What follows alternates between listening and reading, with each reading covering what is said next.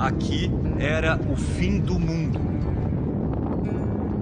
Assim pensavam os gregos antigos sobre essa região montanhosa do Cáucaso. A mitologia conta que esses picos imensos sustentavam a terra. Em algum deles, acorrentado, estaria o gigante Prometeu, o titã que traiu os deuses do Olimpo e que trouxe para a terra o presente sagrado do fogo. O elemento que mudou a história da humanidade, aqui brota do chão, incessante. Olá, bem-vindos à Terra, que tem as raízes no fogo. O Globo Repórter vai pela primeira vez ao Azerbaijão. Essa montanha está pegando fogo há mais de 4.000 anos. Vamos juntos descobrir os mistérios desse lugar tão distante, que fica bem na conexão da Europa com a Ásia. E de repente, a gente encontra esse visual. É o país com mais vulcões de lama no planeta. E ponto estratégico da histórica Rota da Seda, que movimentou o mundo na Idade Média, onde mestres das cores preservam a arte considerada patrimônio imaterial da humanidade. Por aqui, passado e futuro se entrelaçam. E sabores também. Eu diria até que é uma mistura de churros e bolinho de chuva. Você já imaginou encarar uma mega montanha-russa gelada? Isso aqui é incrível! Do gelo ao fogo, prepare-se para desvendar o Azerbaijão. O pedido foi lançado. Proteção para nossa viagem. Aqui a fonte de desejos é de labaredas intensas. O fogo eterno existe.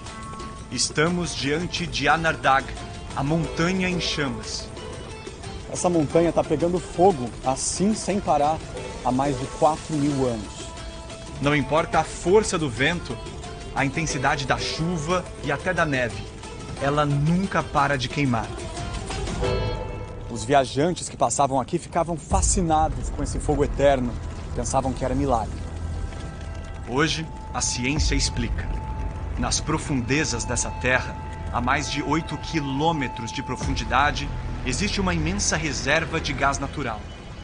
O gás se esgueira pelas fendas e alimenta as labaredas. Mas antigamente, esse fenômeno era venerado como algo sagrado. No zoroastrismo, representa a conexão entre o humano e o divino. A luta entre o bem e o mal, da luz contra as trevas.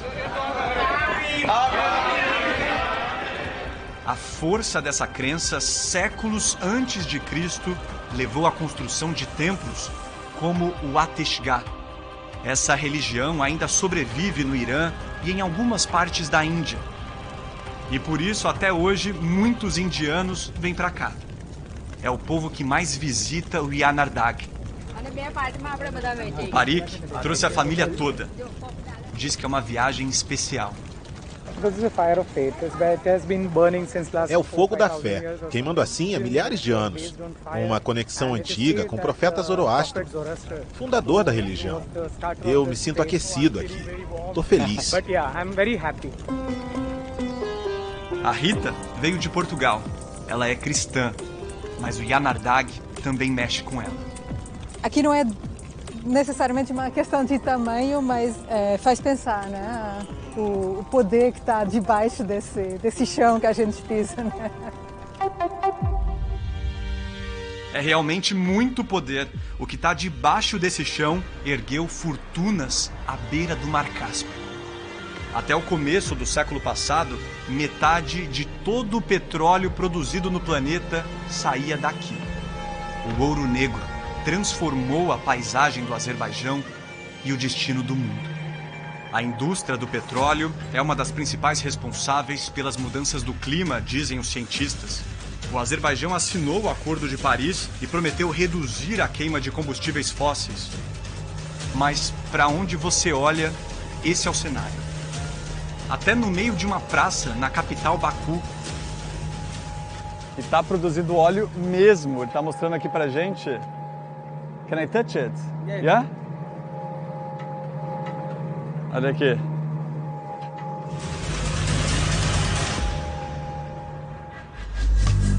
A poucos metros dali, encontramos o que eles afirmam ser o primeiro sistema de perfuração mecânica da história.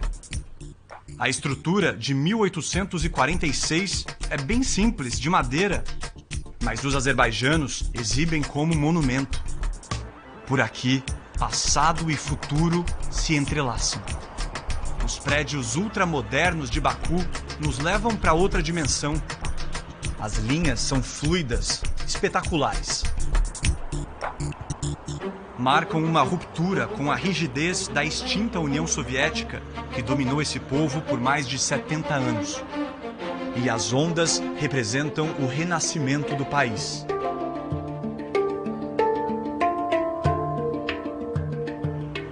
Mas o passado não se apaga tão facilmente. Ainda está vivo nas ruas. O Lada, um dos carros mais populares da União Soviética, é até hoje um dos queridinhos dos azerbaijanos. Eles estão por toda parte, repara. E é a bordo desse ícone da União Soviética que a gente segue viagem. Apesar da aparência do século passado, esses carros ainda são produzidos aqui exatamente do mesmo jeitinho.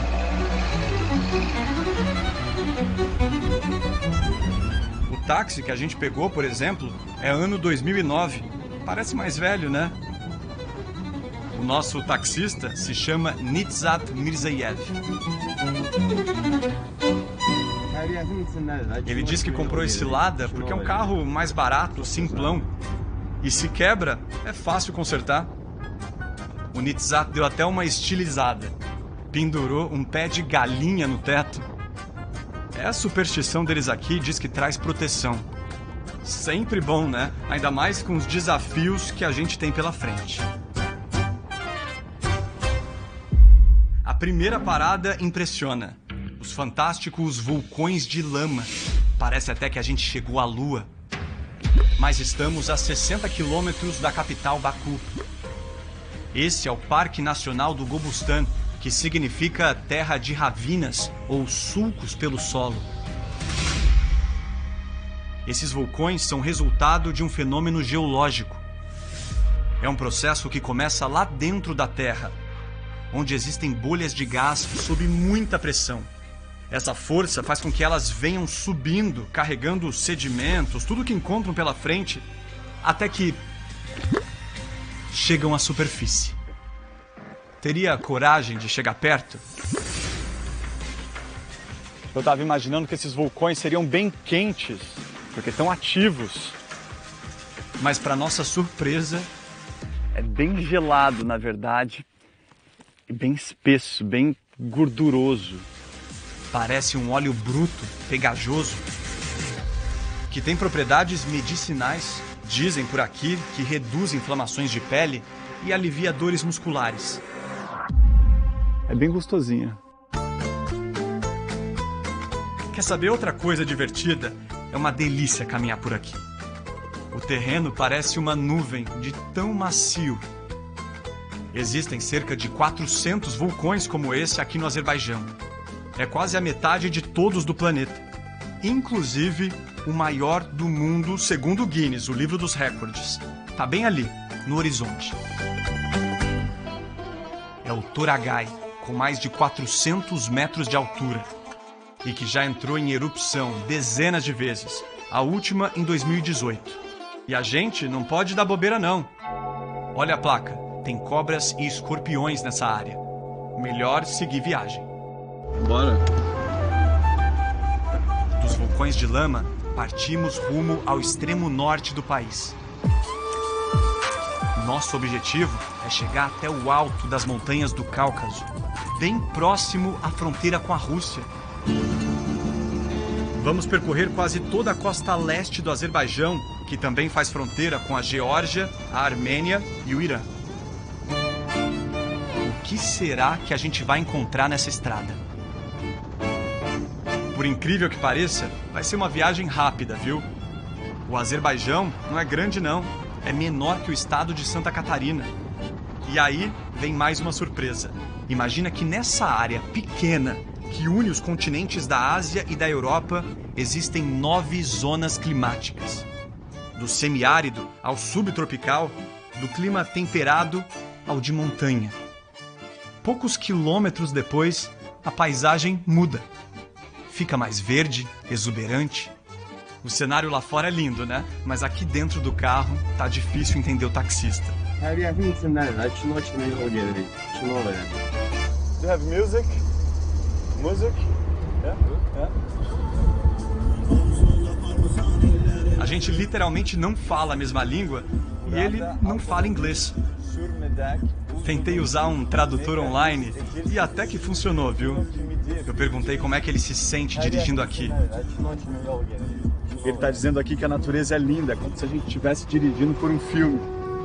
E de repente, a gente encontra esse visual. Nosso carro atravessa um vale de montanhas onduladas. Elas são lindas, coloridas, com redemoinhos em tons de vermelho, laranja, um amarelo acinzentado. Esse lugar se chama Ranzan Daglar, mas é muito conhecido pelo apelido de Candy Cane. Sabe aquele doce de Natal com camadas em forma de bengalinha? Foi um viajante britânico que teve essa sacada e o nome pegou. Chegamos. A gente encarou a subida. Essas montanhas são cheias de rachaduras, pequenininhas como essas e outras enormes, resultado de vários fatores como o vento, que é muito forte, e como é bastante seco aqui em cima, quase não tem vegetação. Isso aqui parece um grande deserto, gigante, colorido. Se você chega bem perto, é possível ver os desenhos formados pelo vento e pela chuva. É que essas montanhas enormes são formadas por camadas e camadas fininhas de sedimentos que se depositaram ao longo de milhões de anos. Alguns viajantes nessas caminhadas já até encontraram fósseis do período Cretáceo. Estou falando de mais de 60 milhões de anos atrás. Os cientistas falam que essas cores impressionantes são causadas pela interação entre as águas que estão lá embaixo acumuladas com os sedimentos que ficam aqui na superfície. É tipo um processo de oxidação. Aquelas camadas que continham ferro acabaram ficando mais avermelhadas. E que resultado magnífico. Uma pintura. Bora voltar para a estrada? Mas o que é que tá rolando ali embaixo? O carro pifou. Eu até tentei ajudar, juro, mas quando eu percebi, já estávamos empurrando. Quanto mais a gente avança, mais marcante é o impacto das zonas climáticas. Em poucos minutos, o cenário muda completamente. As montanhas ficam mais altas e a neblina toma conta do caminho. A gente diminui a velocidade, segue bem devagar, até que a neve.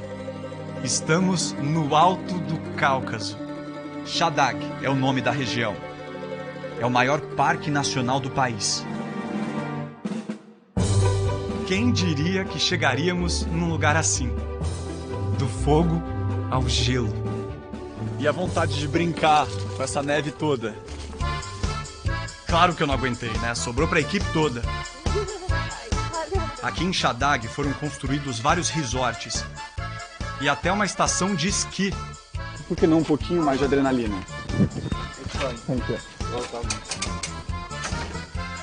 Vamos encarar uma mega montanha russa no gelo.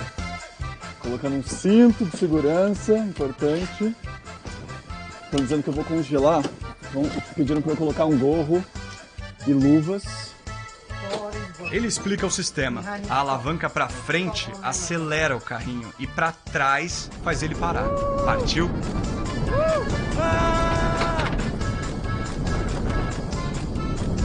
Meio da montanha, isso aqui é incrível! Uau! Que coragem, Murilo! E que visual! No próximo bloco, vamos percorrer parte da Rota da Seda com suas riquezas medievais e descobrir como é feito o tecido que há séculos encanta o mundo. Estamos diante do último tecelão da seda rara de Bascal. E o grande mago das cores está bem aqui, nesse ateliê. Voltamos já!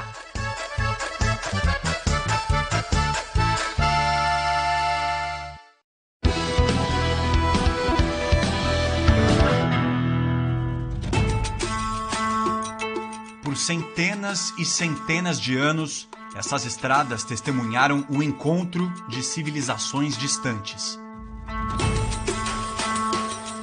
A posição privilegiada, bem na junção entre a Europa, o Oriente Médio e a Ásia, tornou esse cantinho do planeta o coração pulsante do mundo antigo. Por aqui passavam mercadores que seguiam em direção à China, levavam lã, couro de animais, ouro, prata. Na volta, traziam além de tinturas e porcelanas, uma das mercadorias mais valiosas daquela época: a seda. Sinônimo de status e riqueza. Um dos viajantes mais famosos da história, o italiano Marco Polo, desbravou esses caminhos e maravilhou o Ocidente com relatos das aventuras da Rota da Seda. É o que nos traz a cidade de Sheki, aos pés das montanhas da região norte do Azerbaijão, hoje Patrimônio Mundial da Unesco. Esse era um ponto-chave da antiga Rota da Seda, um lugar estratégico de parada. As hospedarias, como essa da Idade Média, eram chamadas de caravanserais. E para anunciar a chegada, o viajante tinha que bater na porta. Esse aqui era dos homens, o das mulheres ficava aqui em cima.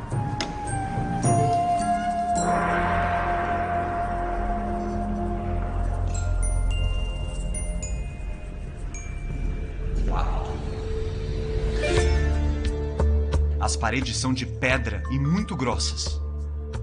Esse caravanserai tem mais de 300 anos e até hoje está funcionando. Olha os quartos. Aqui dentro é bem fresquinho. As construções em formato retangular sempre abrigavam no pátio interno um jardim, que é cuidado com muito carinho. Antigamente, nesse espaço, os viajantes deixavam os camelos, os cavalos. Hoje em dia, são outros os visitantes por aqui. A simetria dos corredores é um show à parte.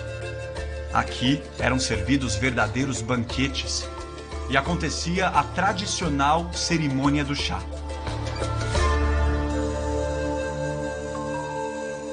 E como a gente também está fazendo essa Rota da Seda, a Ayten, que é a nossa super guia, nos trouxe até aqui para descansar um pouco. E olha essa mesa farta. Os doces são completamente diferentes, a textura, a cor. Daqui a pouco a gente descobre o sabor deles. Mas antes, vamos para a preparação do chá, que é muito importante na cultura azerbaijana. Tem toda uma técnica. Eles colocam a lenha dentro de um samovar, um jarro de metal. Esse aí é do século XIX. A água fica fervendo ali dentro. Em seguida colocam a erva, a água já quente, e depois o bule não vai para a mesa não. Ele volta para cima do samovar até que todas as folhas subam. Aí sim, tá pronto. O chá fica bem concentrado, bem forte. A cor ideal é essa aqui, um marrom avermelhado. A gente vai experimentar agora o chá preto azerbaijano. Eu adoro chá, mas a Ayten, que é a nossa super guia, tá me dizendo que não pode tomar de qualquer jeito não. Tem uma tradição, não é isso? Drink it to feel all the tastes. Aqui a gente não põe o açúcar direto na xícara, porque isso acaba modificando o gosto do chá. Você faz assim, pega um cubinho de açúcar, esse aqui tem um pouquinho de suco de limão, por isso que está amarelado. Aí você molha no chá, coloca o açúcar na boca, em cima da língua. Put the sugar in your mouth. Tem que molhar, colocar na boca. How? Under the tongue? On the tongue. On the tongue. Yeah. Feel it and then do it. Então a gente coloca o cubinho de açúcar dentro da língua, tem que sentir.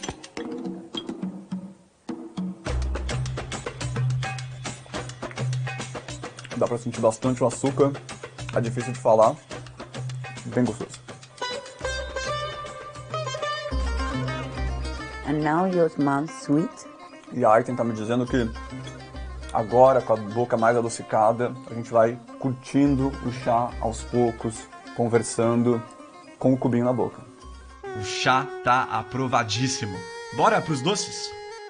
Toda essa variedade de doces representa a mistura de tradições que aconteceu aqui na Rota da Seda. É um longo processo histórico. Cada viajante trouxe um pouco do seu país, da sua música, culinária. É por isso que hoje em dia o Azerbaijão é um país multicultural. Somos mais de 46 etnias vivendo juntas aqui e todos são cidadãos azerbaijãos. Sabe qual o nome desse aqui? So this sweet we call Sheki Paklavasi. Sheki Parvalasi. Yeah. Yeah? More or less.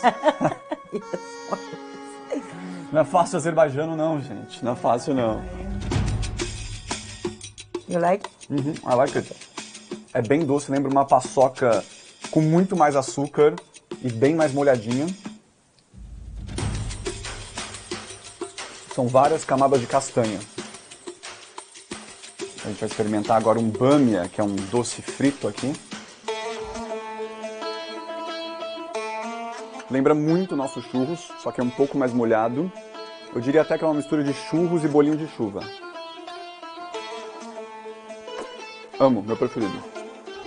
Bora seguir viagem. A nossa missão agora é chegar até Baskal, uma cidade onde moram os últimos artesãos de um tipo especial de seda. O tecido brilhoso, que movimentou o comércio do planeta durante séculos, é feito a partir de uma lagarta. Aliás, várias delas. Se alimentam de folhas de amoreiras, passam uns 40 dias comendo, até formarem com a saliva casulos como esse, que são cheios de fibras tão naturais para esses bichinhos e tão cobiçados pelo mundo. Descobrimos que a partir do domínio soviético, a produção de seda no Azerbaijão passou a ser praticamente toda industrial. Essa fábrica foi inaugurada nesse período. Parece até que viajamos no tempo.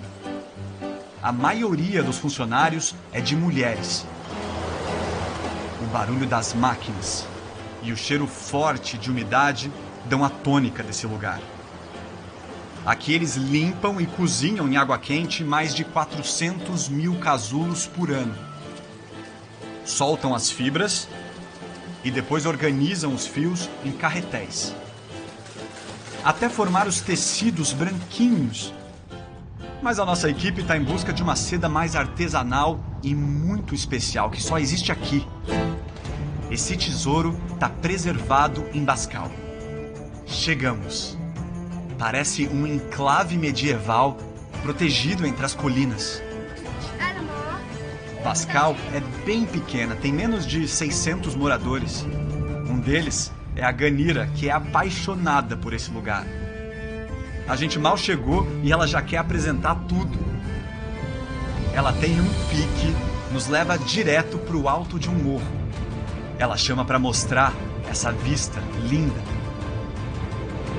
Os tons de outono colorem os nossos olhos. Mas o que a gente procura está bem ali embaixo. Estamos diante do último tecelão da seda rara de Baskal. Ele mantém a tradição viva. Os fios parecem teias. E no ritmo do maestro vão ganhando forma de tecido. O Hartev conta que é tecelão há 30 anos. E mostra as mãos tão calejadas, duras. O corpo todo dói, ele diz. Apesar da dificuldade, ele promete que nunca vai deixar esse ofício. E quer passar para a nova geração para que a história de Baskal não se apague.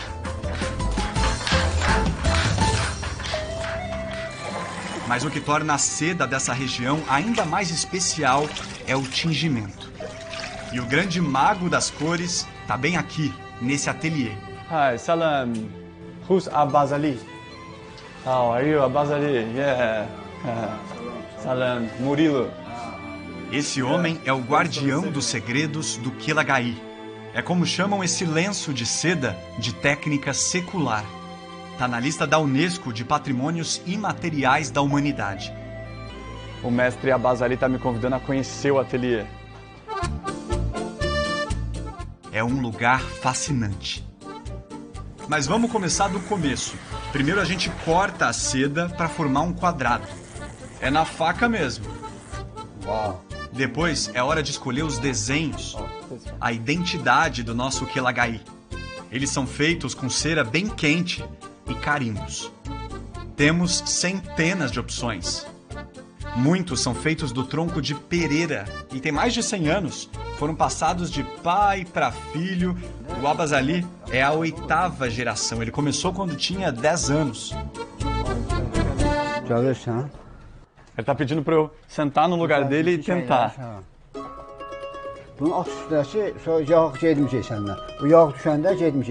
Então a gente molha na parafina, sacode bastante para não ter excesso. E ele tá pedindo para eu carimbar bem docemente. Não ficou tão bom. I'll give my best. Aqui é uma tradição presentear as mulheres com esses lenços. E o mestre pede para eu escolher alguém. Sandra Nemberg, esse lenço é para você. Tô tentando dar o meu melhor, hein? Good? Ele pede para eu descrever a Sandra. Eu falo que ela é muito alto astral, divertida, que nas minhas memórias está sempre sorrindo. Ele decide então colocar um butá, símbolo da vida, da criação divina. Tem que ser bem delicado para não borrar o tecido. Não é tão fácil não. Nos pontos que o carimbo ficou muito fraquinho, ele tá pegando um palito de fósforo, molhando na cera e refazendo o contorno. E eu agradeço. Thank you so much for this. O Abbas Ali teve uma ideia carinhosa. Vai usar carimbos florais, como se fosse um buquê, para dar de presente. E ele tá perguntando agora a cor que a gente vai usar. E é agora que a mágica acontece. A base das cores é preparada nesse tanque, onde ele retira os pigmentos de uma árvore da região chamada Saragan, que é tipo uma oliveira daqui do Cáucaso. A água que está fervendo fica bem escura, num tom avermelhado. E para provar que é tudo natural, ele bebe. A mistura desses pigmentos vai criando novas cores. E só depois ele adiciona produtos químicos que vão dar firmeza à coloração. As mãos dele carregam as marcas desse processo. Estão tingidas e com a pele fininha por causa da química que ele faz e que não revela para ninguém. O nosso mestre pensou no amanhecer do Brasil. E por isso vai tentar um tom lilás que lembre o lusco-fusco da manhã. No primeiro tingimento a cor fica bem gritante, né? Mas calma que o resultado vai surpreender. Ele coloca o nosso Qilaghaí para secar. Depois carimba mais desenhos e tinge de novo. A cada repetição ele vai adicionando novos tons na seda. E faz também uns desenhos à mão. Olha a delicadeza. É um processo longo que exige paciência. Uma das maiores estudiosas de Qilaghaí veio até o estúdio nos conhecer. Rena Ibrahimbeyova. Em russo, ela diz que ninguém sabe o segredo exato dessas cores. Só o mestre e os seus ajudantes. Ela explica que cada um desses lenços transmite uma mensagem diferente. Os desenhos são como palavras, e cada dobra no tecido, uma página. É que um Qilaghaí é como um livro da vida, que é único e belo com as suas imperfeições. Good! Aí o resultado. Tcharam! Tá aí. uma peça exclusiva do maior mestre de Kelagais do Azerbaijão. O Abbas Ali diz que tem esperança nas novas gerações, que elas queiram preservar esse patrimônio. Enquanto o lenço está secando, a gente vai celebrar esse encontro com um mega banquete de presente. Yemek? Vamos comer.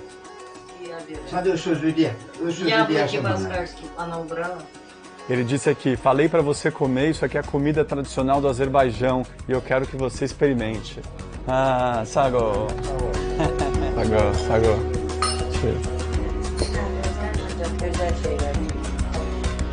Gente, olha que lindo que ficou o meu Kelagai. Murilo, obrigada pelo seu esforço e muito obrigada ao mestre Abbas Ali por preservar esse tesouro. A seguir, vamos entender um pouco mais sobre a história recente do Azerbaijão, com suas guerras e desafios.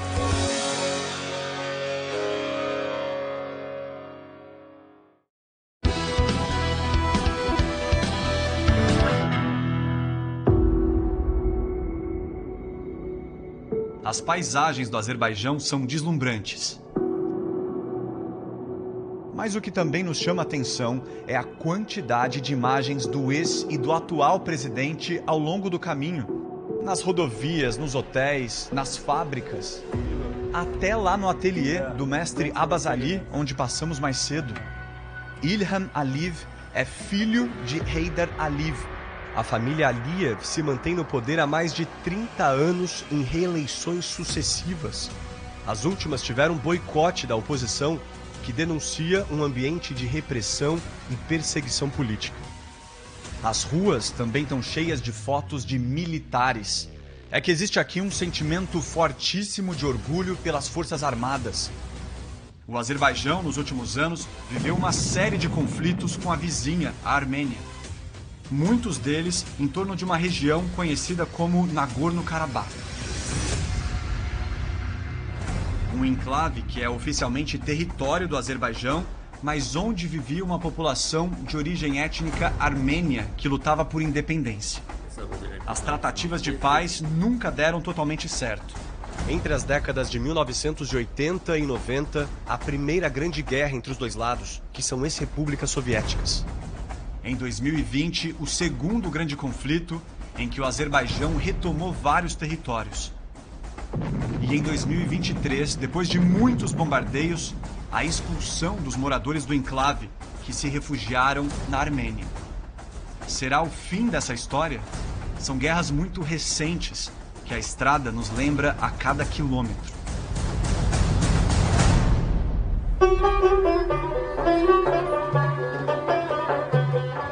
A gente segue a nossa viagem em busca das tradições seculares do Azerbaijão. São tantas descobertas que não couberam num programa só. No próximo episódio, vamos atrás dos sabores dessa terra. Uma família que mora num vilarejo minúsculo, um dos mais belos do Azerbaijão, nos apresenta misturas deliciosas que saem direto da panela e nos surpreendem. Na região central do país, encontramos as romãs mais incríveis que eu já vi. Se eu fecho com duas mãos assim, ainda não cabe. E experimentamos o vinho de romã. Já ouviu falar? E você sabia que o Azerbaijão tem praia? É bem ali, à beira do Mar Cáspio, que a gente vai saborear um dos quitutes mais populares do país. Que música é essa que abraça a nossa alma? E os misteriosos rituais, que prometem nos trazer proteção durante a viagem.